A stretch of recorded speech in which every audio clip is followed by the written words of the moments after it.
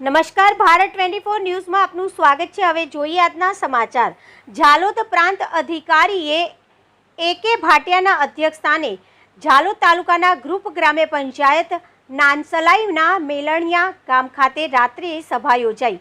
ગામમાં થયેલા વિકાસના કામો, ગ્રામજનોને પડતી મુશ્કેલીઓ અને પ્રશ્નોની જાણકારી લઈ કામગીરીની સમીક્ષા કરાઈ। ઝાલોદ તાલુકામાં આવેલા ગ્રુપ ગ્રામ્ય પંચાયત નાનસલાઈના મેલણિયા ગામ ખાતે દાહોદ જિલ્લા વહીવટી તંત્ર દ્વારા પ્રાંત અધિકારી શ્રી એ.કે. ભાટિયાના અધ્યક્ષસ્થાને રાત્રિ સભા યોજવામાં આવી હતી।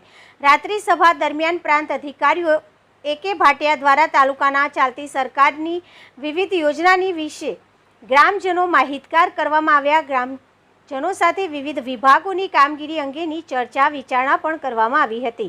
ઉપરાંત ગામમાં થયેલા વિકાસના કામો, ગ્રામજનોને પડતી મુશ્કેલીઓ અને પ્રશ્નોની જાણકારી લઈ કામગીરીની સમીક્ષા કરવામાં આવી હતી। જે દરમિયાન ઝાલોદ પ્રાંત અધિકારી શ્રી એ.કે. ભાટિયા દ્વારા ગ્રામજનોની રજૂઆતોને વહેલામાં વહેલી તકે નિકાલ કરવામાં આવશે તેવી ખાતરી પણ આપવામાં આવી હતી।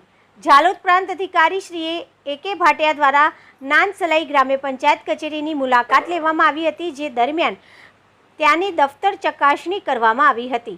રાત્રિ સભા દરમિયાન ઝાલોદ મામલતદાર શ્રી શૈલેન્દ્ર એમ પરમાર, ઝાલોદ તાલુકા વિકાસ અધિકારી કે.એચ. ગઢવી, તાલુકા આરોગ્ય અધિકારી શ્રી તુષાર ભાભોર, તાલુકા શિક્ષણ અધિકારી શ્રીમતી રોશનીબેન બિલવાડ, ડેપો મેનેજર શ્રી નિલેશ મુનિયા, MGVCLના અધિકારી MD વસૈયા સહિત અન્ય સંબંધિત અધિકારીઓ તેમજ મેલણિયા તલાટી કમ મંત્રી શ્રી, ગ્રામ્ય પંચાયતના સરપંચ શ્રી અને નાનસલાઈ અને મેલણિયા ગામના આગેવાનો તેમજ ગ્રામજનો ઉપસ્થિત રહ્યા હતા।